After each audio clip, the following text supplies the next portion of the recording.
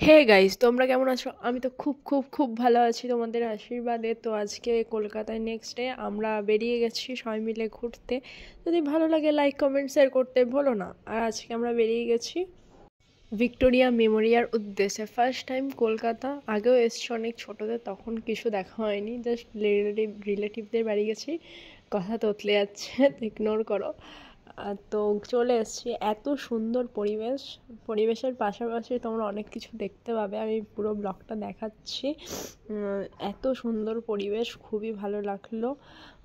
মানে মনোরম পরিবেশে আমি আর দিদি বা গোটা ফ্যামিলি একসাথে ঘুরতে বেরিয়েছি। খুবই ভালো লাগলো। আমার মুখটা কেমন হয়ে গেছে লাস্ট পর্যন্ত, অনেক রোদ দিয়েছিল সেদিন।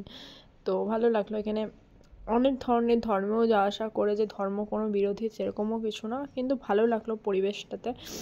যে এত মানুষ, এত কলকাতায় এত পরিবেশটা এতই ভালো যে এত মানুষজন যাওয়া আসা, মানে একটা ভালো পরিবেশ, আচ্ছন্ন পরিবেশ যাকে বলে।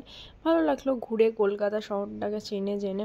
বাট আমি তো একটা দরকারে গেছিলাম, তোমাদেরকে সবই জানো যে আমি কী দরকারে গেছিলাম, কথা তোতলে যাচ্ছে। তো দেখে ভিক্টোরিয়া মেমোরিয়াল ভেতরে গার্ডেনটা বন্ধ ছিল, মানে যেটা আসল জিনিস ওটা বন্ধ ছিল, ওটা আমরা দেখতে পাইনি। তো পরের বারে যখন যাব আশা করি দেখতে পাবো, কারণ সোমবার আই থিঙ্ক বন্ধ থাকে, আমি তো ঠিক জানি না, লেখা আছে হয়তো নোটিশে, আমি তো পড়িও নি অত ভালো করে। তো দেখলাম, খুব ভালো লাগলো, মায়েরও ভালো লেগেছে। বাবা যেতে পারেনি সেরকম, বাবা পছন্দও করতো না যে আমি ওই কাজটা করব, তাই বাবা তো পছন্দ না করার জন্য বাবার কলকাতা যাওয়া হয়নি। কোনো দিন গেছিলো কাজে, বাট ভিক্টোরিয়া মেমোরিয়াল, চিড়িয়াখানা এসব বাবার কোনো দিনও দেখা হয়নি তেমন একটা। তো গিয়ে পরে খুব একটা ভালো মানে খুব একটা খারাপ লেগেছে সেটা বলবো না, খুব ভালো লেগেছে। কলকাতার মতন জায়গায় এসে আমি এরকম একটা জায়গা করে নিতে পারবো আমি কোনোদিনও ভাবিনি, এখনও করতে পারিনি, বাট আশা করি আমি খুব তাড়াতাড়ি করতে পারবো। তোমাদের আশীর্বাদ যদি থাকে আমি করতে পারবো। তো আমার ব্লগটা একটু তুতলে তুতলে যাচ্ছে, কারণ আমি তো রেগুলার ব্লগ করি না।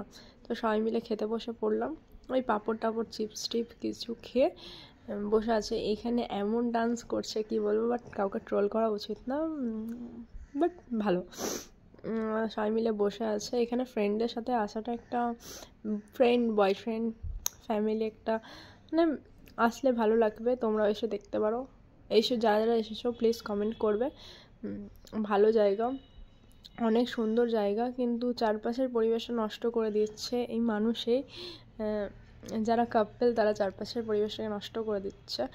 তো আমি আশা করি যে এই চারপাশের পরিবেশটাকে এইভাবে নষ্ট করবেন না। এত নোংরা পরিবেশ চারপাশেরটা, যদি কাপল না যায় তো পরিবেশটা ভালো থাকবে। এমনি বসা টসার জন্য ভালো, বাট নোংরামি করার জন্য একদমই না। এত সুন্দর পরিবেশে যে তোমরা নোংরামি করছো, তো সেগুলো একদমই উচিত না, সেটা তোমাদের ব্যক্তিগত ব্যাপার।